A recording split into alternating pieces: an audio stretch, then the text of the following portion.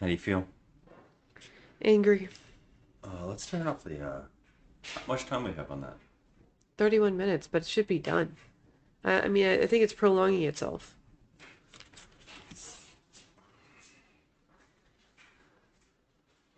He's a snooper, snooper. No! He's a No! snooper, snooper. A snooper, snooper. Now it's garbage.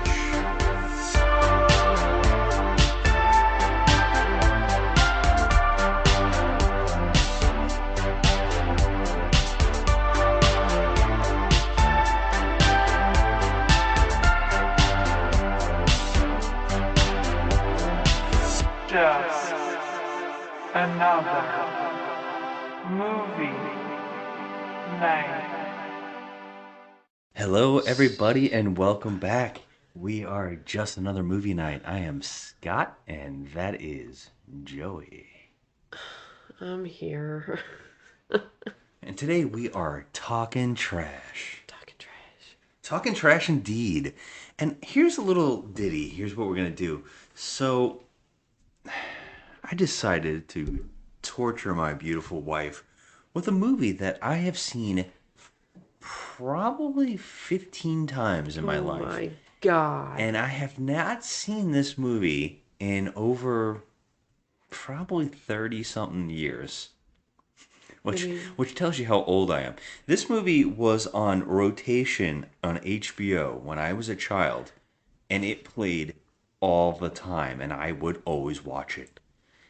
The movie we're speaking about tonight is called Super Fuzz, or AKA Super Snooper. And I have never heard Super Snooper as being the title of this movie, but now seeing it again in my older age and hearing the song about 55 times, I understand now it is called Super Snooper. I've always known this movie as Super Fuzz. How do you feeling? What's going on over there? I'm pretty not happy about the situation right now. There's no words to describe how much I hated this movie. I mean, I literally found nothing funny about this. I found the song, it grated on my nerves to the point where I wanted to just go out and just start, like, destroying objects, just beating the shit out of car windows and just freaking destroying everything in my path. There's a car, do you see? And it looks like every car on the street. You will discover. It's just a cop by discover. He's a super super, really super trooper. A wonder cop, a one like you never saw. This movie was so bad. Ernest Borgnine is so obnoxiously bad. I just want to thank my mother for giving me the idea of going in and doing this. The main Really? character was so awful. I mean, he was like supposed to be an American police officer, but he was like European. He didn't know what he wanted to be. Dave, that's the 14th plate of beans you've eaten. Would you like something to drink? You know, regulations say you can have champagne if you want it. Champagne? Gives me gas. Well, can I get you something else? Yeah, more beans. More beans? Mm-hmm. Could you make it Azuki beans this time? A Suki bean. Well, I've never heard of them, but I guess you can get the cook to rustle some up. Great. I'll have them for lunch. It was weird. The characters were just dreadful. There was nothing to laugh at. I was miserable. Miserable. Jesus Christ. Well, so yeah, this is 1980s Super Fuzz. Yes, so this actor and this director work together all the time. They're both Italian, and I believe that they have like there was like a duo, and the director would always do it. I think they did spaghetti westerns, and for some odd reason, started filming. Came to America and started filming in Florida. And Florida is the backdrop of this entire film with a what seems like an overdubbed Italian actor as your main character. It's very odd, especially when he's standing next to Ernest Borgnine, who couldn't be more American, right? I mean, no. He's like sounds like he's from Brooklyn. Yeah, that's what I'm saying. And he's this literally Ernest Borgnine was 80 years old for 35 years. He's always looked the same. Early 70s. What's the secret? I don't dare tell you. No meat. You don't eat meat. I masturbate a lot. Okay, I think. Thank you, Ernie. That was great. I actually heard that. Ernie, have you ever been on YouTube before? And he's always acted the same. The nominees for Best Actor are Ernest Borgnine in Marty, James Cagney in Love Me or Leave Me, James Dean in East of Eden, Frank Sinatra in The Man with the Golden Arm, Spencer Tracy in Bad Day at Black Rock. The winner is Ernest Borgnine. You know, there's just... We looked it up. He was 63 years old. I believe 63 years old in the filming of this movie. Jesus. And you kept saying, is he 80? Has he always been 80? I mean, he just always looks the same. Even in the Poseidon Adventure, he always looks the same. He just looks the same. For the sake of sounding repetitious, I just want to thank my mother for giving me the idea of going in and doing this. But there was nothing funny about this movie. I'm sitting there in agony the whole time. Like, I just wanted to laugh once. And none of the characters, nothing in the movie made me laugh. And when you said that you watched this on like a loop on HBO, when I was a child, I did not have HBO. Yeah. I did not have it, thank God. We were stealing someone else's cable. Oh, well, yeah. I did not have HBO, but you know what? I've seen so many movies from the 80s, and I'm surprised that I have not seen this one. I have heard of Super Fuzz. I have not heard Only because of me. Super Snooper. So I thought we were watching this. I'm like, whoa, I've never heard of this movie. What the heck is this? And I was intrigued. But I feel like the absurdity, I know it was supposed to be funny, but there was nothing funny. They try to do slapstick stuff in this movie with like, some idiotic goons and stuff, and it just fell flat. I mean, there was nothing. Well, this is talking trash. Want to like talk through this movie a little bit? Yeah, please. Just you say nothing's funny. Don't sing the song. Oh, the song is going to be very important. Because it is literally in every scene for an hour and a half.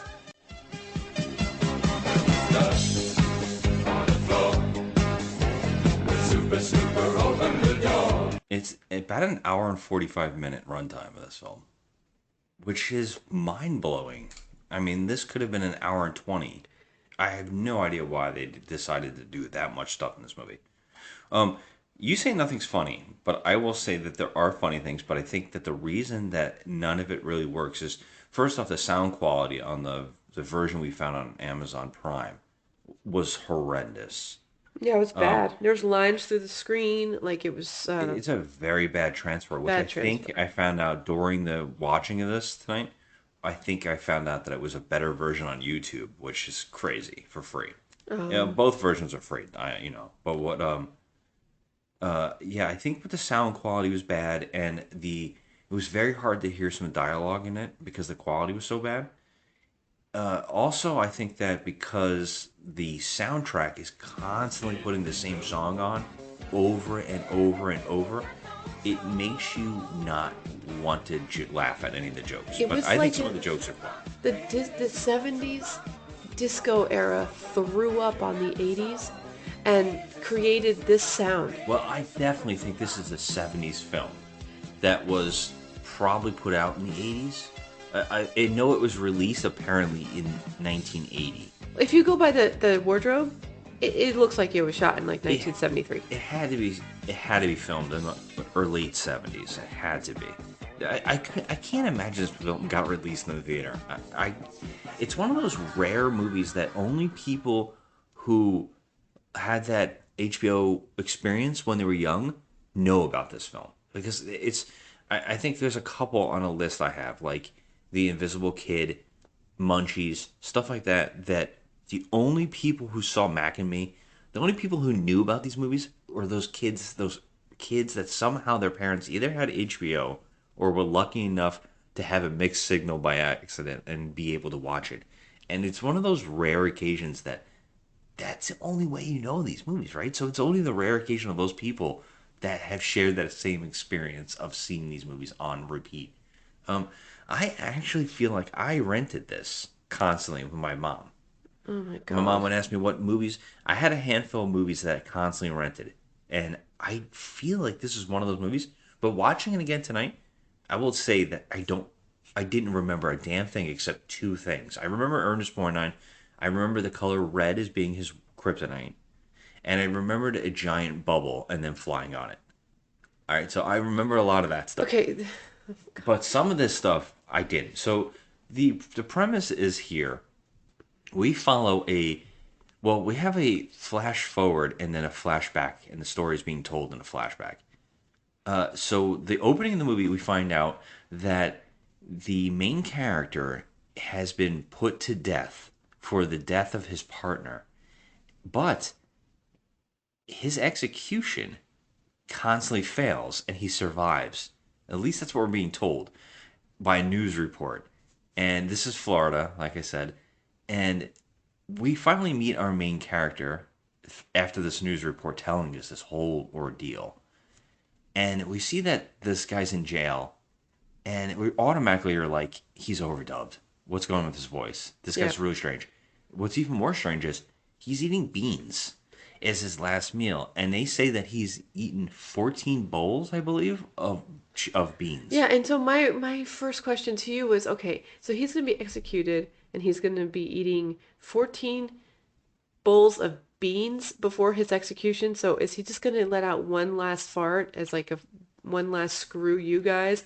And after you said that, the character said, you can have champagne. And he says, no, that makes me gassy. Yeah. But I'm like, what was the point of the beans? He likes beans. I mean, Jesus Christ. He likes beans. I thought he was going to be something funny. He wanted a specialty kind of bean, too, which is even weird. I mean, honestly, I thought he was going to, like, fart, like, hardcore in the electric chair as he's being electrocuted. Oh, that would have been amazing. Right. And then I got nothing. And I'm like... like a rocket ship?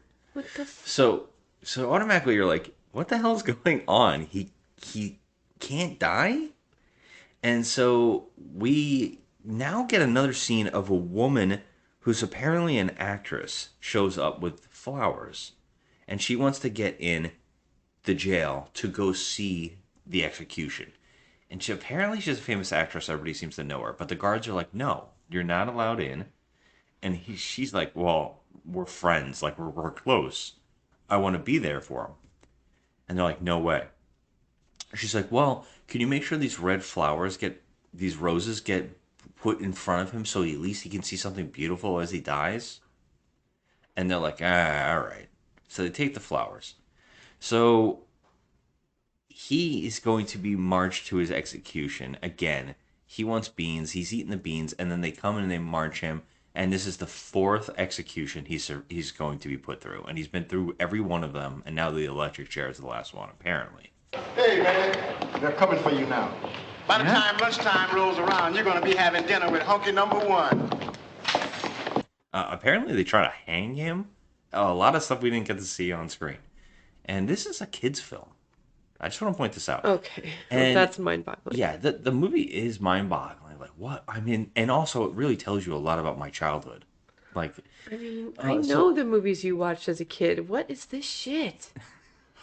What is I this? don't know why this one gravitated toward me so When much. I have no idea why it gravitated You told me toward that it. you were putting something on as a surprise from your childhood. I was like, "Ooh, okay, I know it's gonna be good," because Well, I didn't. When I said that, I was okay. This is gonna be torture. I know it. I know it son of a because it's bitch. one of those odd ones that nobody seems to know. So there's got to be a reason for it. Now I definitely see why. Um, so yeah, he gets marched, and as he's marching to the execution, he starts narrating that, oh, this all started a while back, and I have to tell the story. And we now flash back to seeing that he's a trooper. He's a He's a police police officer. officer, and it's his first day on the job because he just got out of school, and his first day on the job, the other cops, uh, I think they're playing a prank on him, and they tell him to go give a parking ticket to a Seminole Native American, I Yeah, believe, but it's not. and But he's in the someone who's middle not. of a swamp. Yeah, he's not living in like the rural areas. He's living out in like the wilderness. Yeah, and they told him to give him a parking ticket. And he took this seriously, and he got in a canoe, and he is rowing He's rowing to give a parking ticket in like the through a middle of a swamp. swamp to leave a parking ticket on this human being's Well, yeah, like tent in the yeah. middle of the wilderness. Well, exactly at the same time, NASA is going to do a space program launch of a shuttle to hit some kind. I don't know. I don't understand I any don't of think this they part. even explain They why do, they're but launching. it's so badly done It has that you nothing to can do with hardly the understand. plot. Yeah, it does actually. Well, I mean, there's no reasoning that they don't put it out there why they're launching it. It's like a Something about a red radiation, and it won't have any effect, and that it'll only go to where the Native Americans live, and they wanted to block it, the radiation, and so they make a point of saying the Native Americans are all on board and they're all here. And like they cleared out they all live, and they cleared them all out so nothing would happen to them if something goes wrong.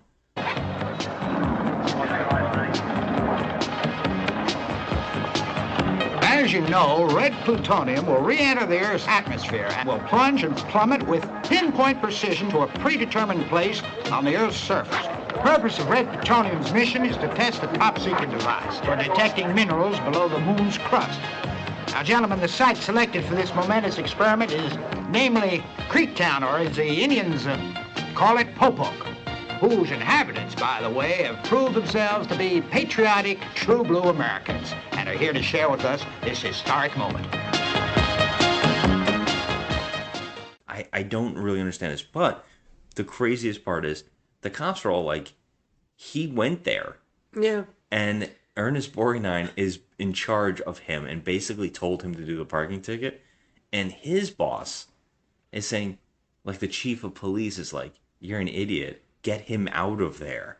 They're going to do this thing, and that's supposed to be cleared. And he's like, well, it was a secret operation. How the hell was I supposed to know they were doing it? I mean, they did, yeah, but he didn't also think that this rookie would have half a brain cell. I mean, he literally has half a brain cell.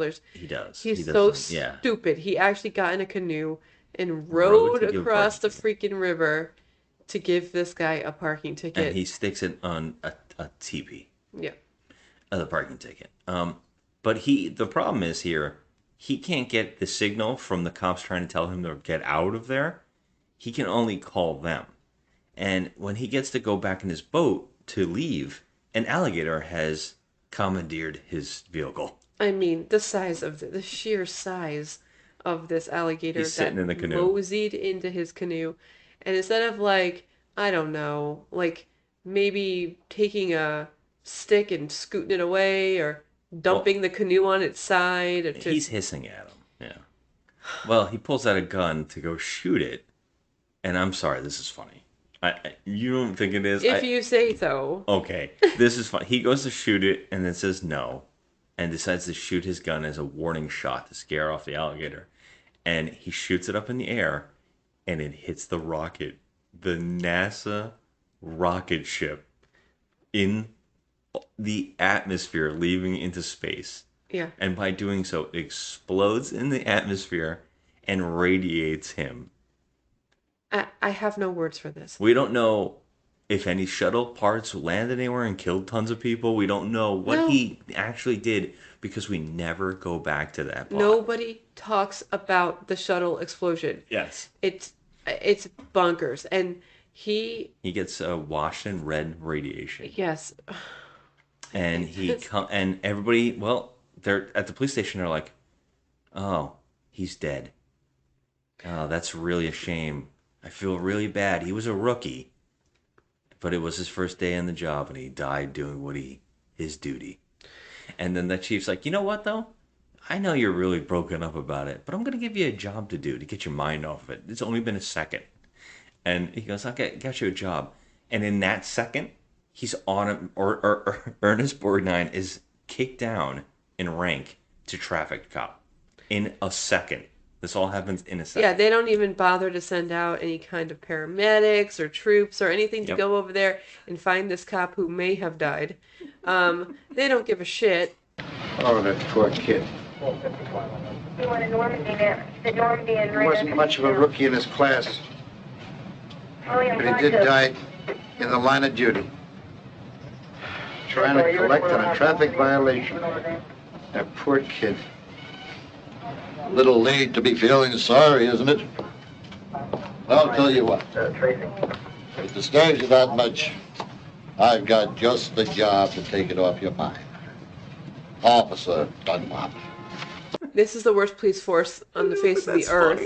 And it's taking place in Miami, which is hilarious. Yeah, you can recognize a lot of stuff. Well, not really as much. They had the Orange Bowl, and you can definitely tell that was Biscayne Bay. Yeah. But so he's a traffic cop. They all think the guy died. They never went and searched for his body. They don't really care. Ernest Borgnine is definitely already on the job, trying to block traffic. People are mocking him. It's only been seconds, and here comes our main character on his motorcycle. Yeah. Super Snooper himself shows up on a motorcycle on a bridge and recognizes Ernest Borgnine instantly from all the way up in the air. And he's like, "Hey, Chief." And Ernest Borgnine's in shock to see him and almost falls into a manhole that is open, that he's blocking and directing traffic around. But Super Snooper himself looks at it and moves the manhole cover with his mind. And so we realize something's up. That's our first foray into how he has powers. And I'm like, oh my God, this is going to be something. Yeah, he has some kind of telepathy, some kind of superpower. Yeah. And the movie from there basically just keeps doing more of this. We kind of get more, he's alive, and then they're suddenly partners. Yeah, They partner them up. He's not a traffic cop anymore. I don't think that we even go back to the chief of police and how he realizes that that his rookie is alive. We don't. There's nothing revisited or anything to make the plot make sense. They're instantly in a car, and they establish a couple things. Ernest Borgnine's obsessed with the actress from the opening. Her name is Rosie LaBouche. LaBouche. I think this actress's name is Joanne Drew, I believe. Oh, Joanne okay. Drew. Okay. And is she in anything else that we know of? Well, this is her last movie, and it's really funny because the last line in the movie is basically, this is all I did. This is my last goodbye. No, she made lots of movies. Yeah, this is her last movie, though. Oh, okay. My greatest role. What an ending. Oh my God. This is the one she ended on? Oh my and at Lord. the end of the movie, she says she has a line of dialogue about it. Rosie LaBouche. Rosie LaBouche. And he has a black and white photo of her on taped to his squad car inside of it. And we established a couple things here. Super Snooper, which, by the way, what's his name? Oh, Jesus. Oh, God. I'm not going to say. I'm going to call him Snooper. No, you're not. No, you're not. It's Dave. Dave Speed. Dave Speed. Dave Speed loves chewing on bubble gum. That's established here. And also, he can see the future. That's wild.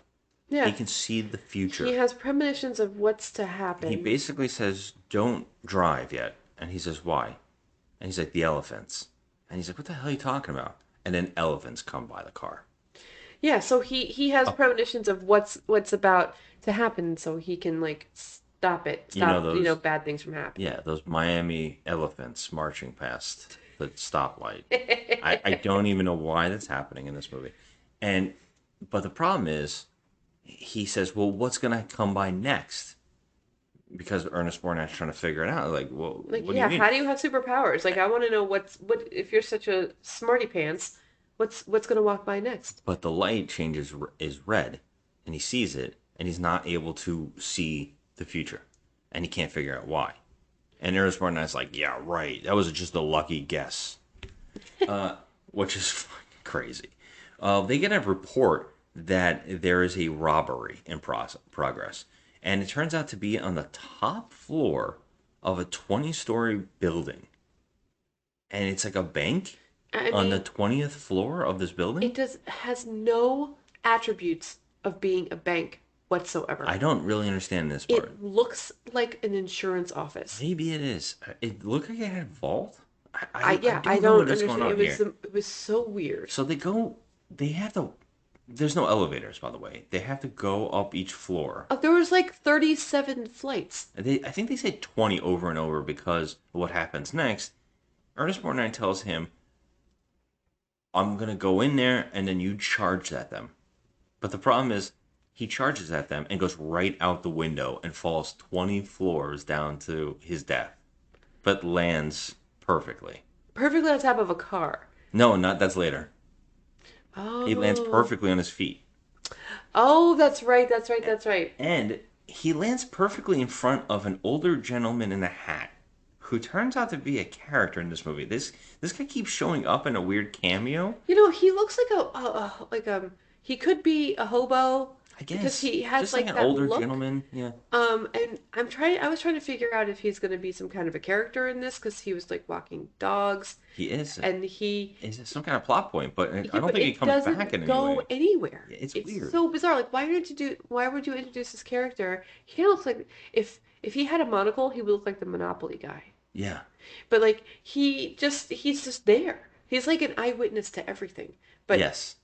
He's just there. Yeah. So Ernest Borgnine is like, "Oh my God, he's dead." And then the bank robbers take him hostage, and I think they stand like his ass. Oh is my up God! in Okay. one of their crotches, so and it looks like he's raping them. Yeah. If I could just describe this, I don't even know if you were looking up during this. I was in shock. They had Ernest Borgnine pressed up against some kind of glass, like in a squat, like in a squat position. And the guy was literally holding a gun to him, like, had his junk on Ernest Borgnine's ass. Like, it was just so... I mean, honestly, I was like, oh my God, they can't be serious. Like, they can't be. I mean, he was literally looked like he was, like, doing him from behind. Like, it was just ridiculous. I was like, oh my God, I can't. Already, I'm like 5 minutes into this movie, and I was like, oh, Jesus Christ. Yeah, I gotta tell you, Ernest Borgnine, I can't unsee any sexual joke with Ernest Borgnine and not think about how he was talking about how much he jerks off in real life. Oh my God! Yeah, what did he do that on Howard clips. Stern? Was it Howard? I feel like it was on one of those infomercials or one of those QVCs. Oh, I think he was just like he talking said, about how I masturbate a lot. Yeah, he's like, how do you stay so young?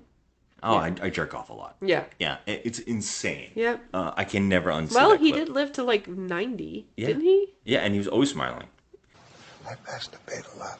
Okay, I think... Always smiling. Always yeah. smiling. Oh, I'm sorry. 95 he lived to. 95. So there's something to that. So, Ernest Borgnine he's like, oh my God, and he's getting almost raped by this bandit. And almost raped. Super Snooper runs up all the flights of stairs and gets in there and beats the hell out of them in the craziest way. And he also stands right behind Ernest Borgnine in a sexual position and then hands him his gun. Yeah. And Ernest Borgnine thinks the only way he survived is that he fell out the window, and there just so happened to be a window washer what's that called? When the Oh, washer like rolls down. not a scaffold. Yeah, But I think is it's it a scaffolding. scaffold? Yes, like that. Scaffolding? Am I I would saying say it that. wrong? I think don't that's know what I'm right. saying. So you noticed that it was positioned there, and you're like, "Where's the guy on it? Why would it be there?" And I think it's obviously only there because there's something they're establishing. And yes, he survived the window fall by landing on the scaffolding. Yeah, okay. That's what he thinks. That was the stupidest thing ever. Well, I mean, honestly, if there's a window washer on that thing, then if it was in that position in the middle of the building, that means there would be a person. But the movie was just using that as basically a way so no one believes that he has superpowers. Yeah, I get it. Yeah, but, so to go on further with this, now we get him going to his. I thought it was his daughter, but I think it was his niece. Yeah, it his turns niece. out. And again, it's one of those movies where the niece has no parents, so you don't really know why it's the niece. No, there's really no reason to even care about this person. Okay. Right? She's like the main thing. Okay. Not really. I mean, she is, but... So, yeah, it turns out that Ernest Borgnine's niece is into Super Snooper, and Super Snooper is into her. And she works at a dry cleaners of some sort. It's like a huge place. I don't know what this thing is. It's got like an outside window and everything. Her name is Evelyn. Yeah, and while Ernest Borgnine is getting clothes or whatever the hell he's getting from his niece, this is another part where they show him using his superpowers. A guy parks in the middle of the street to go run into a business. And I think this truck is torpedoes. I think that's a running thing, and it's obviously there just to set up this villain. Torpedoes Fish Company. Yeah, and he parked in the street. People are pissed off, and Super Snooper's like, I gotta move this thing. So he uses his mind to move it in parallel park it with his mind, and it's so great because the special effect is it's actually just a cardboard cutout version of the truck that moves into the spot. Funny. Yeah. I was like, what? Yes, I mean, so funny. When he uses his powers, for the most part, it is very comical because it's so cheesy. Yeah, and instead of having like the Incredible Hulk has that sound effect that when he does something, it's like this thing, or the Bionic Man, or there's a lot of characters that have this like noise that their character makes when they're doing something cool. Yeah. This movie decides that no noise, full song. We have to hear his theme song every time he uses his power or does anything. If there's a driving, like getting from location to location, or if he uses his powers, they play the song. And it happens every couple minutes. 2 minutes. So I was getting to the point where I was like, this motherfucker, I can't do this anymore. I can't take it with this freaking song. I was like, please turn it off. I was about to say turn it off. Or just mute it until we get past the song. But we can't even mute it until we get past the fucking song. Because the song goes on through the whole movie. Yep. The whole movie. It was like a cheese grater on my ears. It was awful.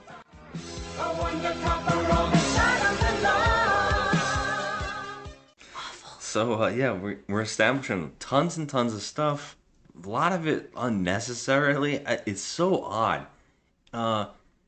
Basically, one thing after another. We now like meet this Torpedo, Mr. Torpedo, who is this actor. He's in a ton of stuff. This old man. This is another actor who's never not looked like this. He's Really? always looking like an old man. He's in Dusk Till Dawn. He has a cameo, and he's like an even more elderly version of himself, and it still looks like him. Like, it's so crazy, this actor. Oh, he also lived to be 95. Oh, wow. Good for him. He's another one that looks the same forever. Wow, he's done a ton of stuff. Diamonds Are Forever and The Man with the Golden Gun. Very big Bond villain actor. Okay. I know he's in a couple things that you definitely know. Gotti. He is doing a terrible, like, mobster voice. I think he's doing that stereotypical mobster voice where he's like, yeah, see, I'm gonna get you. You get the bad guys. See, it's so bad. And at one point it goes away. Night Train to Terror. I know he's in Night Train. We'll have to do that on one day on this thing. Yeah, he's bad. He's just so typical, and he's wearing like that 70s, right on the border of the 70s and 80s, throw up pastel colors all over him. He's got like a brown button down with a bright mustard yellow tie, and he just looks like a nightmare. And he's got three goons that are also just complete stereotypes and just nightmare looking characters. Paradise? Yes, boss. Those two cops are getting too big for their britches. Why worry, boss? There ain't a cop alive that can pin anything on you. What do you do is legal and above the board. You got the richest fishing business in the Gulf, boss. Yeah. Call the Barracuda. I want a progress report. Sandy, Mr. Torpedo's on the phone. Yeah, hello, boss? Yeah, everything's going like clockwork. Yeah, we're shipping out 100 grand's worth of George Washingtons right now. Well, I think they have funny names too. One of them also has a very bad accent. He's talking like a typical Italian accent. Yeah, I mean, he's doing this weird like, it's a pizza pie. Yeah, he's doing that. Yeah, voice. the It's wardrobe so bad. suggests that this is like Florida in the 70s, but the accents suggest that they're in like Brooklyn. And it also suggests that it's overdubbed and that this is actually filmed in a different country because every Yes. actor seems like they're Italian instead of Oh my American. God, yeah. Except for Ernest Borgnine, who stands out like a sore thumb because nobody else seems like they're American. Except maybe the LaBouche. She might, a little bit. LaBouche. Well, excuse me. This guy, Sal Borghese, that's his name, the actor, could not be more Italian. His name in the movie is Paradise Alley, and he's dressed as though he was like on vacation through the whole movie. He was wearing this awful Hawaiian shirt with this like baby blue blazer and like this I don't know, One of the three goons. vacation hat. Is that the Yeah, three? his name is Paradise Alley. It was One like, has a hat. One has a big mustache. There's three of them, and they're virtually the Three Stooges. yeah, it's comical. Yeah, they're just there to get slapped around and do stupid things, Which they do a lot of. It happens a lot, and some of them I actually think is pretty funny. There's a couple of them that I'm like, that's funny. At one point, I was like holding my face, and I'm like, they I laughed actually out loud did a a couple Three Stooges bit. Yeah, there's like a lot of funny things I where was he like- makes them slap each other. It's not that stupid. It's kind of funny. It's kind of dumb in a silly, fun way. I don't really absolutely hate that stuff, but I think that's also because I'm a fan of Three Stooges, maybe, and I really like slapstick. Yeah, so. the Three Stooges are the Three Stooges. This was a really badly done movie. It was trying to emulate the Three Stooges, but failed at it. Yeah. Well, So bad. yeah, the plot here is bizarre, right? So everything from here on is so bizarre. There's like a lot of subplots and a lot of story beats that are very confusing. Like he goes to a Dolphins game with his girlfriend. At first it seems like she's flirting with him, and now they just are like fully together. Yeah. They go to a Dolphins game. He wishes he was alone with her, and everybody disappears, except for one guy who has a red shirt in the stadium. And all I could think here was, where did they go? Did he end their lives for a minute? Like, what did he do to them? The fact that we actually had to think about that, so like I think that they want the director and the writers and stuff wanted you to just go into this thinking, oh, that's cool. He made everyone disappear so he could make the moves on his girlfriend. My first thought is, No. did he kill these people? They're probably all dead. And like, but where are they? They luckily come back, but nobody seems to notice that they've disappeared. This is like the Avengers, like the Thanos snap, where everybody just comes back. But at least in that, everybody's like, what happened? Yeah. But okay, here's the thing. The entire stadium, that's thousands and thousands of people, the players, everyone disappears except this one dude. Yeah, it turns out only one person in the audience in the entire stadium is wearing red. And so, and guess what? He is a thief. Yeah, This one guy.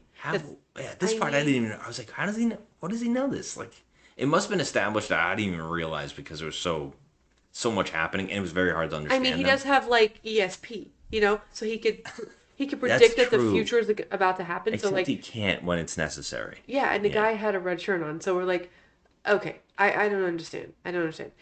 There was 1 million people in that stadium, okay? And none of those A other million. people were wearing red? How come this one idiot stayed in the seat when everyone disappeared in like, well, the snap? Yeah. But Just like nobody 50,000 else, people vanished. thousands that day. of people were banished from the freaking earth, Yeah. and none of them had red on. He was the only idiot with red on. Yeah, and let's explain this real fast too. The red turns out to be Super Snooper's weakness. It's kryptonite to him, and he doesn't know this for a very long time. But we like. I guess I've seen it so much. I already knew. Yeah. I can see what was going on. I think it took you. You're like, what? What's happening? And I'm like, it's the red. Red is the thing. You told me about it. Yeah. So I was like, okay. So then every scene, I was looking for something that was red. Yeah. Which is it's kind of wild that nobody wears red in this universe. That's what I'm saying to you. Nobody in that fucking stadium had on red except this one asshole. Yeah. Like, are you kidding me right now? This guy would die in a minute if he was around Ron Howard's family. Yeah. Oh, but you're in Ginger. Yeah, or the Irish. If he was around the Irish. Look, I guess the Irish don't exist in Florida. I mean, that makes sense. I love It ginger. makes sense. I love a ginger. So, yes. So he chases down that thief and he gets him. And they're like, how did you know? And he's like, it was a lucky hunch. It's stupid. And it's odd because, like, this keeps happening. And Ernest Borgnine's refusing to accept it all. And we get, like, scenes. And I gotta tell you, he has got a superpower now. What's established here is that his power is endless. He can do anything. Okay, so there's But he does nothing. so much good in this world that he could do with these powers. Now, he doesn't just have the power to predict the freaking future or move things with his mind. He can do a whole bunch of crazy stuff. We're talking about he can wish anything to happen. Yeah. So why wouldn't you use your powers for good? No, this freaking moron tries to persuade his girlfriend Oh, yeah. That's to happens marry later. him. I'm like, oh my God, I hate this movie. It's odd because I know it's a joke and it's like you said, a kid's movie. And yes, any human being got a power like this, they would do dumb shit. It's like Groundhog's Day, where for the first couple years, he's doing bad stuff. Like robbing people and stuff. The first instinct is to do bad until you get to the point where you're like, that's all pointless and I should do good. I mean, if you're a police officer and your first instinct is to do... Well, his first instinct actually is to stop a bunch of robbers. Yes, but do you know what his powers can do for the entire world? Not just, like, stopping petty thieves? Yeah, but also this is an extremely small budget and it's a completely shitty movie. And he's also a twit. The guy He has is a half a complete freaking brain moron. cell in his Yeah. skull. He's a complete moron. He does stuff. Some of his powers are so questionable. You can't help but go, wait, he can do that? Like, right? What? He can virtually read minds. He can wish someone to do what he wants. He can make things freeze disappear. time at some points. Yes, he can make things disappear, which means he can, medical science. He can help yeah. medical. I'm like 50,000 people he made vanish. Yeah. So it's questionable that the extreme the extreme abilities that this character has and does nothing with them except try to stop a counterfeit ring.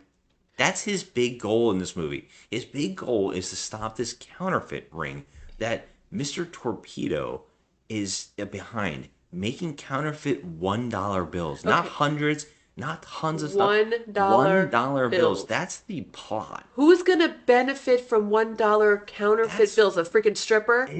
And he's smuggling it in fish. And it's like, where is he smuggling it? No one even knows where the operation is going. Like, where are you taking? Well, he's got a big boat. Yeah, we got are you talking about where they're counterfeiting? Yeah, or where they're bringing the money they're to. counterfeiting on the boat, and obviously the boat is being used to take the money elsewhere. Yep. Okay. Dollar bills. Well, he's smuggling. He's got all these fronts because he's a mobster, and he has like a pool hall and a strip club. Yeah, well, the pool pool hall is like in the strip club. And yeah. that guy works there is smuggling the dollar bills out into public. And so we gotta talk about this scene. So Ernest Borgnine is freaking out. He cannot stand that Super Snooper keeps telling him that that's his name. I don't give a shit. And he cannot stop telling him, "Hey, I have superpowers." And Ernest Borgnine's like, "That's insane. I can't stand it." And he's with his chief, Ernest Borgnine. He's yelling at his chief like, "I can't take this guy. He's driving me crazy." So the chief calls Super Snooper. And he's on his couch trying to do something. I don't know. Oh, he's stirring a bowl of whipped cream? Okay. Can you explain this scene to me, first of all? Number one, where does he live? Because it looks like he's like on a boathouse or something. I don't know what it is. Freak. So, okay. He's stirring what we're guessing is supposed to be his dinner. I don't even know. It looks like whipped cream. It looks like a bowl of whipped cream, but this is the thing. He can use his powers to stir whipped cream for no reason on earth. While he's talking on the phone. But he can't cause criminals to just not be criminals. You know what I mean? Like, he can stop crime in his head with his mind. Yeah, that's what I'm saying. Well, let's just get to He's such a fucking asshole. And just to show another superpower, because he's stirring something with his mind that's little, but the chief calls him and says, we want to see you in a meeting at the office, And Ernest Borgnine says, "You got 5 minutes," and he instantly is there. Yeah, like before he even hangs up the phone. He hangs up the phone and he opens the door and says, "Hey, chief," and he's like, "What the hell?" And Ernest Borgnine's like, "That's the kind of stuff I'm talking about." And he's like, "Well, you gave him 5 minutes," and he's like, "But he lives across town. That's impossible. He's just messing with us." And so now we also have to say that he can move like the Flash, or he froze time, or teleported. You don't even know how he did what he did there. Nope. So he tells them, like, "I do have powers." And then they said, like, I fell at that 20-story thing and he landed. He's like, "You see, this is the kind of stuff he's telling me." He's like, "How many floors is this building?" And the window's open, by the way. And they're like, "Oh, about 17. And he's like, "Okay, well, let me show you." And he just swan dives out of the window. And they freak out like he just committed suicide. We see that he has landed on the hood of a car because on the way down he saw red. And so that should have killed him. Yeah. Instead, he's just comically laid out on a hood of a car in front of, again, that old man that keeps seeing everything. Yeah, he just keeps showing up, that, like, not the Monopoly guy. But why is he there? We don't even know. But the best scene in the movie... he's in the hospital after that. He's in a full body cast. They said that every bone in his body has been shattered. I need help with that. And he can't fix himself in the hospital because his girlfriend showed up and she's wearing a red outfit. Yeah. And so he has to tell Ernest Borgnine to get him out of the room and also tell the chief to go into the bathroom, and he shuts him in there for some reason. Okay, the whole point is because he's been trying to tell these two clowns throughout the whole movie that he has powers. Yeah. And now he wants the police chief to hide in the bathroom? For what? For what? Why wouldn't you show them? For what? And then his bones start to heal on their own. And he beams out of the cast. He beams out of the fucking cast. So the doctor comes running in and he's like, "Oh my God, it's a miracle. All your bones are intact again. They're all..." Like, first of all, at what point did you leave the room and take an x-ray from outside the room? I was wondering about that too. Okay, you left the room and then you somehow took an x-ray in your mind through the door of this guy's body? Or were they saying that his body was already healed before? And he has to get out of the cast because his girlfriend's there now? No, the doctor said he broke every bone in his body. Yes. And then the doctor left the room. But he said something about getting new x-rays. Yeah, he said, "We're going to take some new x-rays." So he goes out of the room. Now, how are you taking X-rays outside of the That's room? what I'm saying. I thought that maybe he was suggesting that they did new X-rays and they're waiting for them to get developed. Where? There's no time. No, before the scene we started. I don't know. And I Either thought that maybe way, he healed, but he hasn't got out of the cast because she's there and now he can't use his powers. That's how I took it. so But why would you keep the chief of police in the room for this information? Why is he locked in the bathroom? Why does he lock him in the bathroom to get out of the thing? Maybe because he's naked under the cast? I really don't know. It doesn't make any sense. And I have no idea how he gets out because the cast is laying there perfectly in the same position. Yep. And there's more nights talking to the cast like he's still in it. Yeah. And he finds out that he's not. I'm There's like, also a this is so sequence on the absurd. beach where it's on the beach. It's like under a bridge that decided to use it like a beach. And there's a bunch of kids playing with a ball, and he tortures them by flying their ball around their heads so they can't really play with it. Yeah, with his telekinesis. Yeah. And his girlfriend is going to go she's going to put a swimsuit on, which, by the way, I don't know where she goes to put the swimsuit on. I don't know, the car? Or, I don't know, out in traffic? Because that's exactly what I was we're thinking. from Florida, so if, like, you ever been to Miami, you know that there are very few areas of privacy on, like, that big bridge. Yeah. Oh, you know, it goes over the bay. That's where they are. And there's nowhere to put a swimsuit on. I mean, unless she had it underneath her clothes and just stripped off. I don't know. And she could have done that there. Yeah. Well, so she just goes away so he could fuck with these kids and, you know, mess up their plans with their Yeah, he throws their ball out in the water, and it turns out the one thing that he can't do is swim. Yeah, all the superpowers. He can, like, heal everything. He can do everything. He can read minds, but he can't swim. Yeah, he throws their ball out in the water, and he goes, "I'll go get it for the kids." From the kids, for some reason, they're all in their swim trunks. They can't go get the ball for some reason. So he walks on water. He walks on the water to get the ball, and then stands out there laughing at the kids with the ball. And then his girlfriend shows up on the beach in a red bathing suit, and he falls in the water and starts drowning, and she has to go save him. Yeah. Now, I would suggest that the moment he went under the water, he couldn't see her anymore, and he could fly out. Yeah, I would think so too. But no, that's not how this works. They have to add some drama, some peril. Because none of it makes any sense. No, none of this movie makes sense. And it's like that just keeps happening. The next thing is that Ernest Borgnine's love of his life, the actress, comes in. LaBouche shows up on an airplane and is greeted by fans, and Ernest Borgnine wants to go there, and he's obsessed with her, and he is really giddy to be around her and just to see her. And Super Snooper is kind of like excited for him, and he wants to help him meet her. And Ernest Borgnine's like, none of that crazy power stuff. And he's like, no, we're just going to do this on your own. Just go bring the car around to this spot. And he goes now, Super Snooper goes over and he sees that Mr.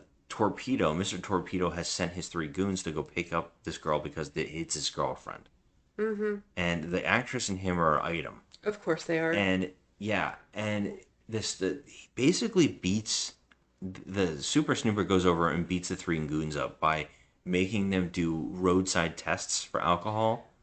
And the tests are all crazy, like dancing and slapping each other in the face. This is the Larry Curly and Moe thing we were talking about before. It goes on for a bit while Ernest Borgnine is meeting LaBouche, and LaBouche talks him into using the police car to drive her to the hotel, which Ernest Borgnine gets in trouble for instantly. They're like, this isn't a taxi. You know what's funny is that the police care about the stupidest shit.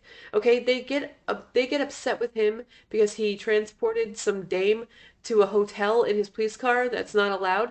But meanwhile, all of these things are happening. Okay, his partner, all this shit. His partner shot a rocket with his freaking handgun, and all these things are happening. His partner throws himself out of a goddamn window, and this is the shit that they care about?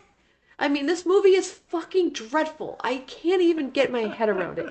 I couldn't even laugh at any of this shit. So I'm like, okay, these are the worst cops in the face of the earth. But you know what? I can't even really say that because there's no, like, police work. I mean, there's no other police. cops. It's just the 2 of these idiots, Borgnine and Super Snooper. Snooper. I can't even believe I just said that. But Well, Super Snooper is looking for the old man that keeps showing up outside the windows because something with the dogs. I don't really understand any of this, but he's going to look for me. Turns out he's a magician, you said? And it said, yeah, magician. He goes in his house and he breaks in. Now this is the door's open. His house, the magician's house, and the only reason we know he is a magician is because literally there's 900 signs everywhere, and it says, what's his name, Sirius or Serpius or whatever. I don't remember. Spurius. They say it a lot in the scene too. Spurius the magician, whatever. I'd been looking for Silvius all day. He was the only person who had seen my 2 falls. I had a hunch he could explain what went wrong the second time. And I'm like, why do we need to know that this guy's a magician? I don't really understand this stuff. Why does he have 900 dogs? What is happening? I don't know. He's got a lot of dogs. I'm looking for an old guy named Silvius. I've heard he worked here a couple of times. Oh, yeah, Silvius, I know him. He's a ventriloquist, really a great talent. You want to know something? He can actually make a doggy talk like a human being. I think he's had a little rough lately. What do you mean? Well, for the last year, I haven't seen him around here. That's quite a while. I think he owes somebody some money or something. You got any idea where he lives? Last time I heard, he was living over on River Road in an old shack, selling dogs or something. I don't really know, but he goes in the house. He basically walks in and breaking and entering, in his normal clothes, by the way, too. Like, he knows this guy. Yeah. And it wasn't really ever established that they really knew. I don't really understand. He just walks into the house. He walks in, and the goons show up to trash the place to look for the thing for Mr. Torpedo, something from that he's got on them. And yeah, so he has some sort of evidence about the ship that they were transporting the fish counterfeit, with the counterfeit money inside of it, the dollar bills. He knew something about that. Now, why are you using this character this way? Don't know. And of course, again, he fights them and beats the crap out of them. And there's like a whole bunch of Three Stooges stuff. And one of them lands on a mattress that turns into a cape. I don't really understand what's happening there either. First of all, it's the stupidest thing. It's like a red mattress. You know what it actually is? It's a friggin' sleeping bag. It's a sleeping bag that's open, and he gets tangled up in it when he's getting his butt kicked. But then he starts wearing it like a cape too, and he actually flies it over his shoulder at one point. Like it's his cape. Yeah, it gets attached to him somehow, and it's red. Oh, okay. So there you go. Which doesn't really seem to affect Super Snooper because he literally beats the ever-loving shit out of them. In a very ridiculous, goofy, it's all comical, way. And I can see that my young self would have probably enjoyed. I mean, if you were a little boy, you would look at this, as it's funny. Oh, look at how they're getting beat up. Oh, he stuck his foot in a bucket. That kind of thing, you know? Yeah. Like that kind of, I could see 8-year-old Scotty, cute little bowl haircut, sitting there laughing, at silly things like that. I could see that, because it's funny to kids. Because I guess, yeah. I mean, I think it's funny. I don't think it's the worst. That slapstick stuff is kind of stupid fun. Yeah, he beats those guys up a lot. They keep going back to his boss. He's mad about things. They have an entire shipment coming in on this boat, and I think that Super Snooper and basically comes up with a whole plan with Ernest Borgnine to get on the ship. But before that, for some reason, Ernest Borgnine is obsessed with the actress, goes to a racetrack, and bets on the worst dog. Yeah, if the worst, it had the worst odds. Yeah, worst odds was 60-1 or something like that. And the dog is in last place, and Super Snooper is don't throw your ticket out yet, and he makes him win.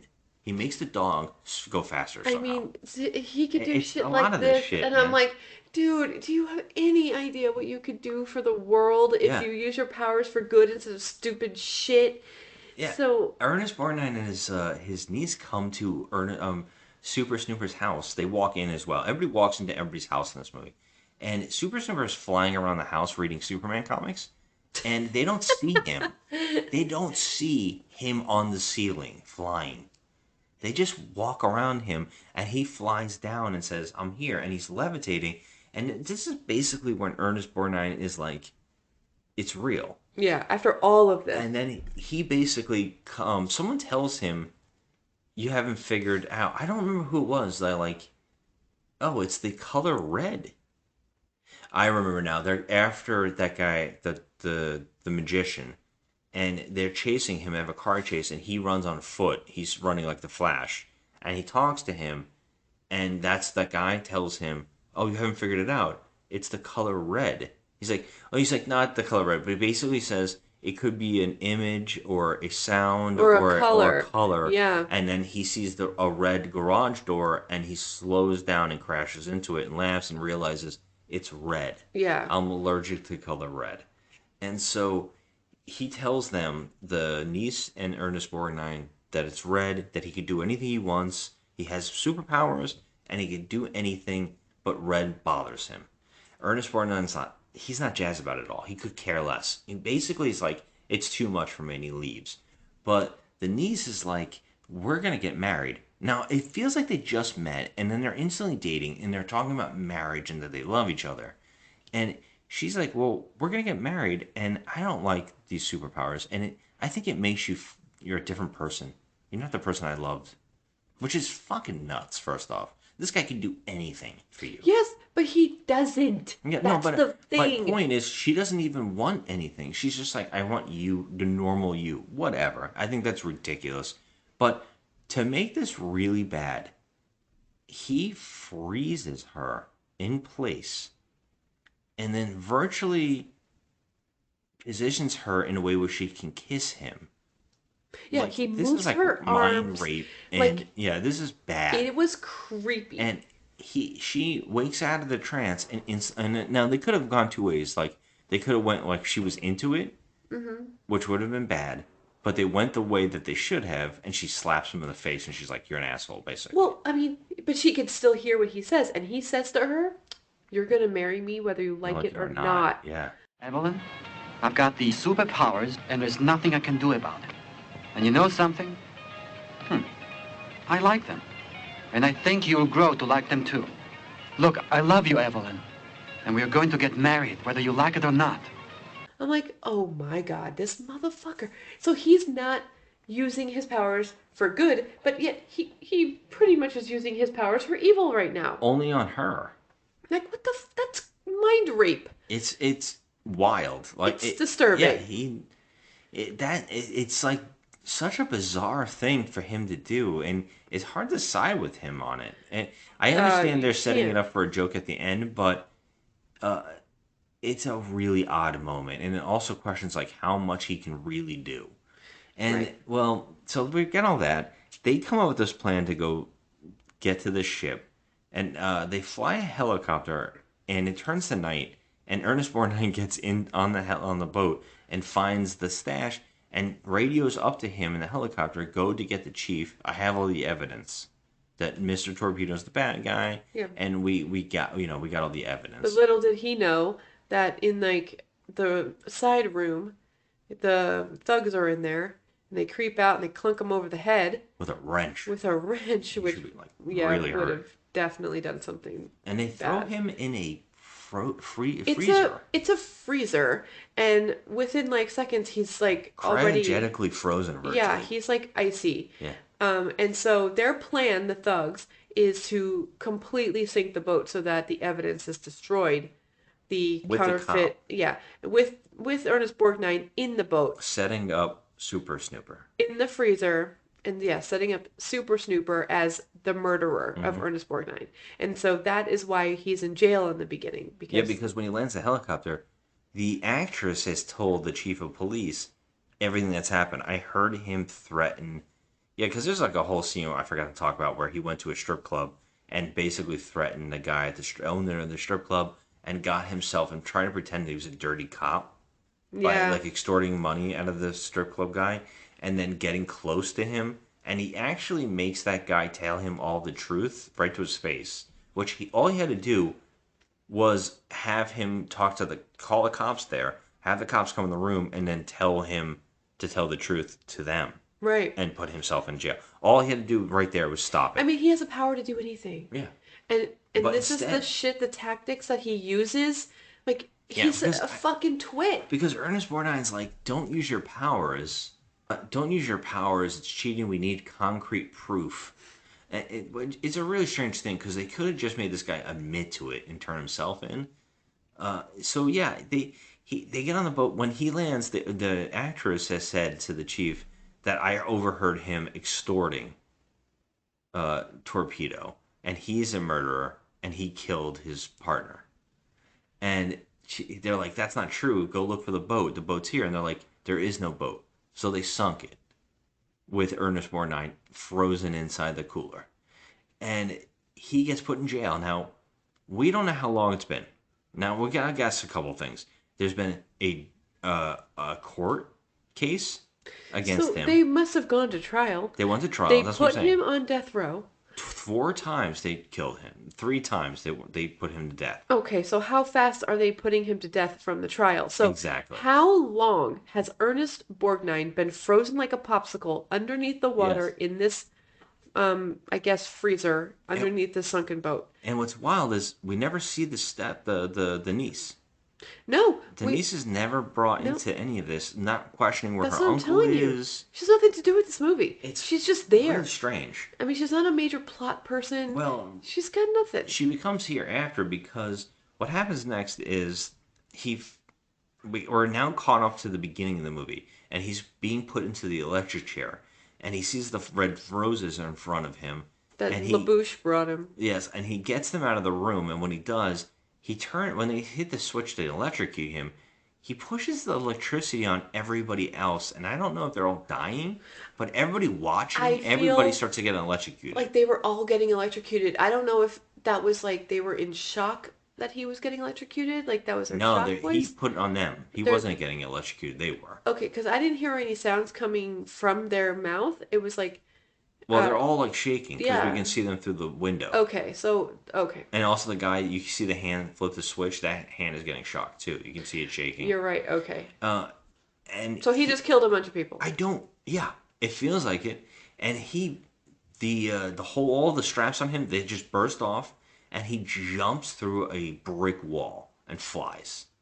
He actually doesn't fly. He dives like a dolphin right into the ocean. And he goes right down to the bottom and is at the sunk boat, which is in a pool. You can clearly see it's at the bottom. You can see the lights of the pool, like how the pools, they all have lights on the bottom. Yeah, that flat bottom and everything. Yeah, it was so cheesy. But the best is that we don't know how much time has passed, but Ernest Borgnine is still in that freezer like a popsicle, and he puts chewing gum in his mouth. Please, I can't even talk about this. This is the worst thing I've ever seen. Puts chewing gum in his mouth and blows a bubble, and it becomes a giant balloon that lifts Ernest Borgnine and him to the sky. So the two of these buttholes are on top of the balloon. But I want to point out real fast that Super Snooper cannot swim, but can swim here. Yeah, he definitely can swim now. Yes. So that's a superpower that he just suddenly found. I guess he told himself I could do it. The best thing is that he also has another superpower. He can turn chewing gum into a balloon. A giant balloon that they don't have a bottom. They don't have like a standing spot. They're on the top of it, balancing on the top of a balloon. So this thing has become as big as like almost a hot air balloon. Yes. And this is supposed to be a piece of gum coming out of the water. A piece of gum. I also point out that he chewed it underwater. Yes. And he blew it up underwater. Yeah. And I also point out that he chewed this gum. And Ernest Borgnine, first thing he does is wake up and say, "What are we on?" And licks it. Yeah. And he's like, "That tastes like chewing gum." That's like the least of his problems. Seriously? The fact that you're an elderly man floating on top of a balloon with nothing to hold on to, and it's floating through the air, and he literally starts sliding off. What are you holding on to? There's nothing. Yeah, at one point he just stands up and starts dancing. Yeah. Up there. I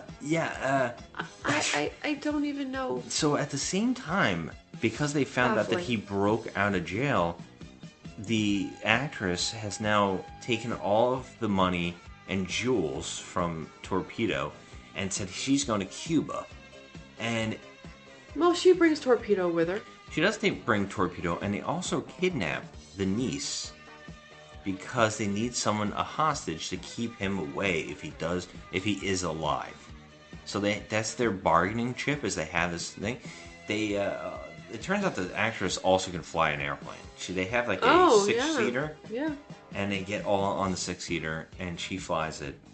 And as they're flying, the bubble just turns out to be right in the same spot with the plane, and Super Snooper is able to dive off and land on the plane and steer it.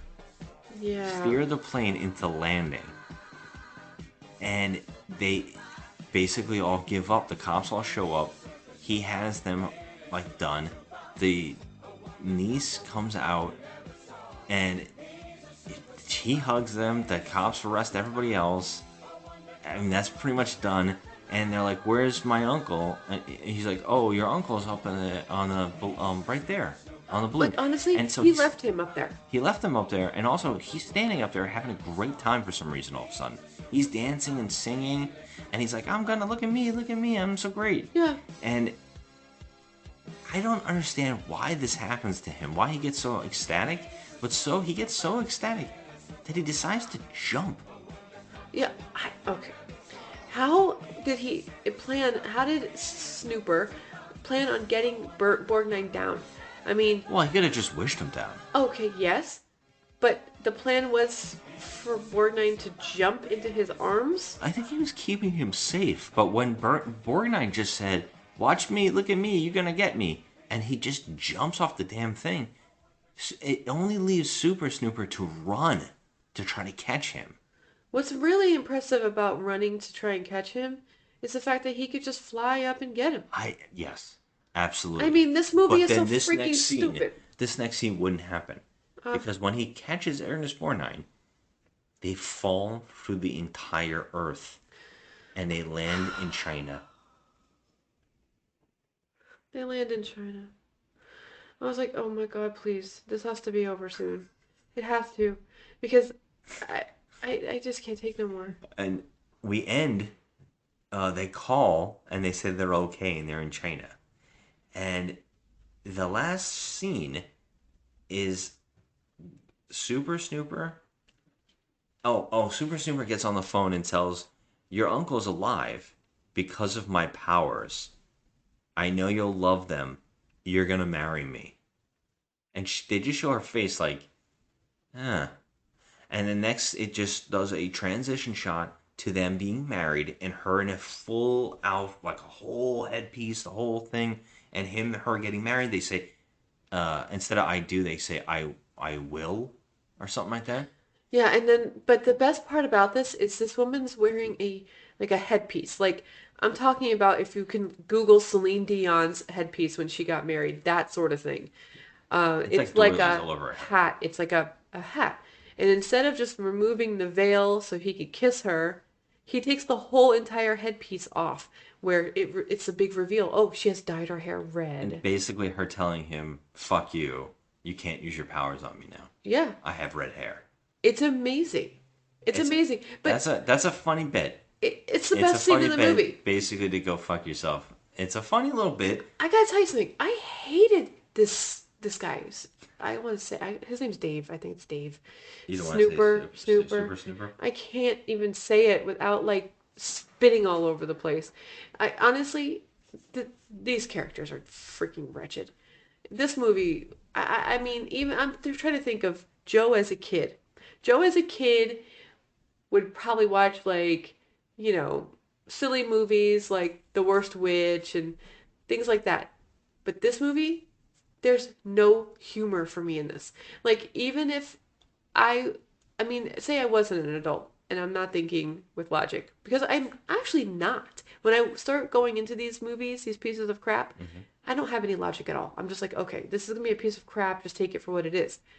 But at least I want to giggle from time to time. This thing had none of that. I was sitting there, I'm like, my husband, really? Like, I think your intentions were really good, and I thought maybe, you probably thought I'd have a different reaction to this. Well, I didn't remember the song playing this much, and I actually don't even remember the song. That's what's wild about it. How do I not remember it since it plays so much? And also that it says Super Snooper when I know this movie as Super Fuzz.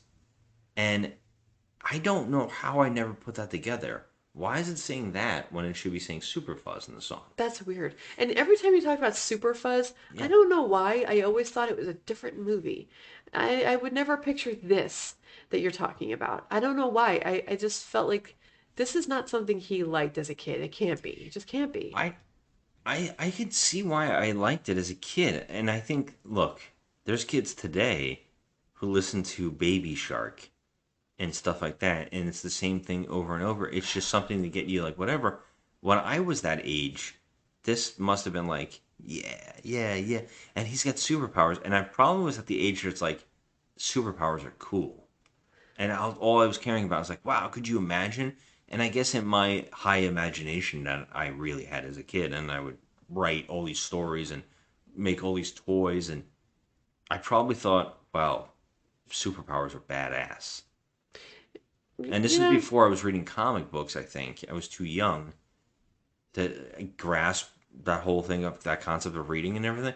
Like, I think I was just like seeing superpowers as really neat. And the things that he does with his powers are insane.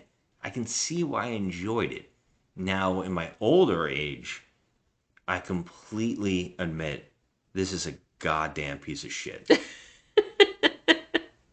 I can see it for what it is. God. I know it's extremely bad, and I felt terrible for making you watch. I mean, I've seen worse, but we bought this for a friend one day because he also liked it and remembered it fondly, and we bought it for him on DVD as a Christmas gift, as a joke once.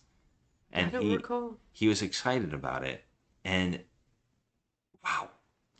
I mean, things don't always hold up. Yeah. From when you're a kid. I mean, they just don't. And this is a rare one. This movie was really bad. And if I know that you're going to insert the song here, but I have to hear that song. This thing's going to be out through this whole This fucking song. You know what? I don't even think I'm going to be listening to this episode. I can't take it. That song is a piece of shit, man. I can't listen to that song ever again. It was the worst. The worst. I think it's funny. Of course you do, because it's torturous. It made me smile. It's like it's torture. I also have a fondness for theme songs for movies. I actually enjoy when a movie has its own theme song with words, where the woman is singing the name of the song. Oh, I like that too. It makes me smile, and it's so cheesy that I love that. And I will admit that it happens so often in this that it's like, holy it's too shit. much. Like, if we had it at the beginning and then again at the end, I would be like, okay, I'm spared from too much agony here, because the whole movie, I mean, it was just ridiculous. I couldn't take it. It wasn't funny. It just didn't entertain me at all. But if we at least had the song from the beginning and the end, and that was all of it, fine. No, they had to beat you over the head with this wretched beat over and over again with the lyrics that just keep repeating. It's not even a song. It's like some kind of subliminal message to tell you you're going insane. It's like, go out and, throw stuff at cars and, wreak havoc and destroy landscaping and rip up flowers, because that's the way I feel when I was listening to that song. That song went through the whole movie. Yeah. I couldn't handle another second of it. And then at the end, I'm begging you with all that I am as a human to turn off the Xbox.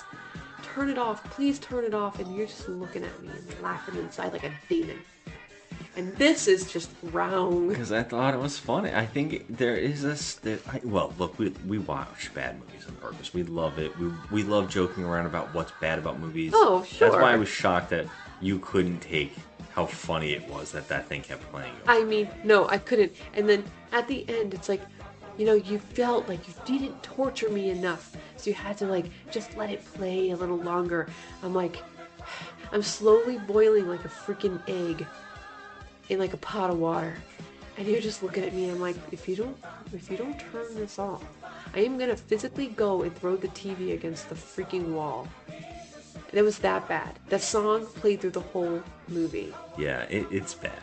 It's bad. It's a shame. It really is, because to see something that you remember fondly be so fucking bad, it's a shame. You know, that happens to me sometimes too. When it's something I loved as a kid, you know, now I'm an adult and I'm watching it, I'm like, oh God, what? Yeah. What? Yeah, this is like Garbage Pail Kids level. It's Garbage Pail Kids level. Yeah. It is. It's It not is. as like It's Garbage not as Pail Kids cringy. is cringeworthy to look at, but this one, I mean, there's some kind of silly, so bad it's good element to it, but I do know it's terrible. So what are you gonna give it out of 10? Oh, it's a 3. Oh shit! I thought you were gonna give it a 1. No, it's a 3. You told me it wasn't anything you liked. So what was it that you would? What's good about it that Because- you're elevating it? Okay, so I'm gonna give it a 3 simply because it wasn't poorly directed. Oh wow! What? I mean, they tried. They tried. I feel like they did try to make it funny. They failed, but they tried. They tried some stunts. They did, you know. I'm floored. I mean, because I swore you were gonna give this a 1. I mean, I'm gonna give it a 3 just to be generous, I guess. You had me wanting to give this a 2. You know what? I think I have to give it a 2. I'm trying to think now.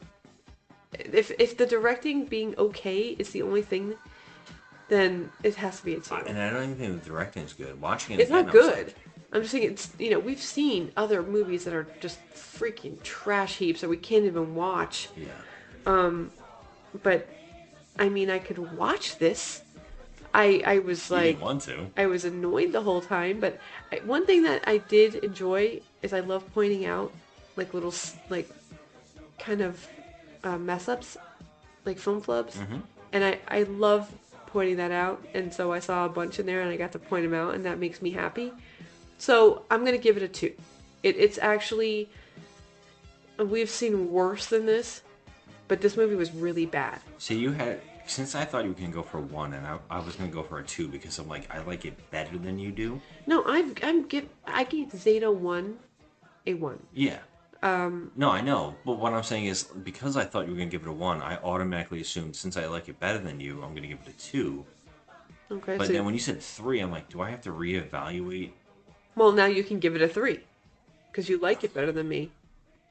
Not by much. Not by much. It's definitely I guess I'm one of giving the it a worst. 3, but I'm landing near a 2 because this one's tough.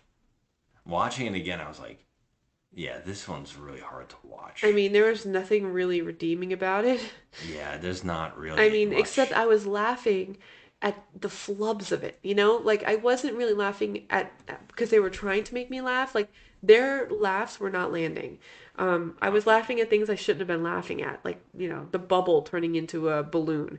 You know, the bubble gum turning into a balloon. And just Ernest Borgnine being frozen under the water for who knows how many months. He, like, smacked this bowl of pasta and it flew in the guy's face. There's stuff like that that made me I mean, chuckle. it was slapsticky, stupid. Yeah. You know, and it just didn't land. It just didn't land. Yeah, I'm going with the 2. You're going to go with the 2 also? It's very hard to even... I never want to see this again. No. I never, ever, ever want to see this again. I don't even want to know it exists. I'm afraid of any other movies I remember from my childhood that I'm not caught up on. Like this movie, because I'm afraid they're going to be just as bad. Like, I am not watching They Call Me Bruce. And I'm never going to watch those again because it's probably just really, really bad. Well, I mean, I could always revisit, but, you know, cheesy is one thing. Cheesy is fun. And this movie was pretty cheesy, but this movie was not fun. It was annoying. Yeah, I'm on agreement with this. Completely, yeah. I felt it really quick in this one. I was like, oh man, this is terrible. Yeah. So. No bueno. Oh man. Let's I'm go sorry. get some sleep. Yeah, wanted to like it, but it just, nope. Mm-mm. All right. You're a super snooper to me. You're super.